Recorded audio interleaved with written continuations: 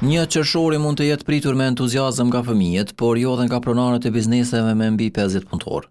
Kjo datë shënoi hyrjen e fuqisë të vendimit të zyrës së rregullatorit për energji për kalimin e tyre në tregun e hapur të energjisë.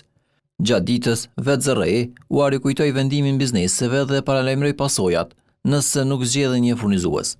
Konsumatorët që mbesin pa furnizues kalojnë automatikisht tek furnizuesi i mundësisë së fundit, por ZRE thekson se qëndrimi te FMF është një mundësi e fundit për furnizim të garantuar dhe se ky furnizim nuk përfaqëson një zgjidhje të qëndrueshme e as kushte të volitshme për konsumatorët.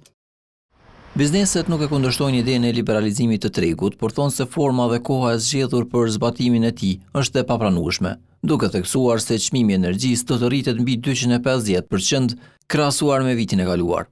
Aleanca Kosovare e Bizneseve, përmes një reagimi në rrjetet sociale, ka shprehur kundërshtim të ashpër ndaj vendimit, duke thënë se ai është marrë pa analizë të ndikimit ekonomik dhe do të ketë pasoja të rënda për afro 1300 biznese. Për biznesmenin Burim Piraj, ky nuk mund të quhet liberalizim i tregut, pasi ekziston vetëm një ofertues. Nuk ka liberalizim tregut kur ka vetëm një kompani e cila oferton energji elektrike.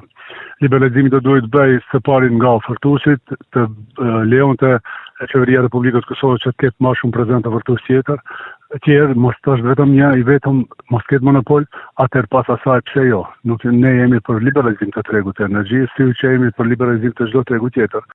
Edhe ekonomisti Uran Radonici nuk e kundërshton parimisht liberalizimin, por thotë se në Kosovë ende nuk janë krijuar kushtet për një treg të hapur, siç ka ndodhur në vendet e tjera evropiane.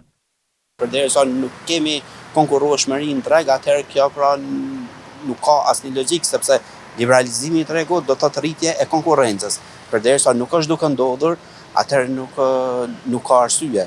Sipas përfaqësuesve të bizneseve, siç kanë paralajmëruar edhe më herët, nëse vendimi nuk pezullohet, do të pasojnë protesta të reja.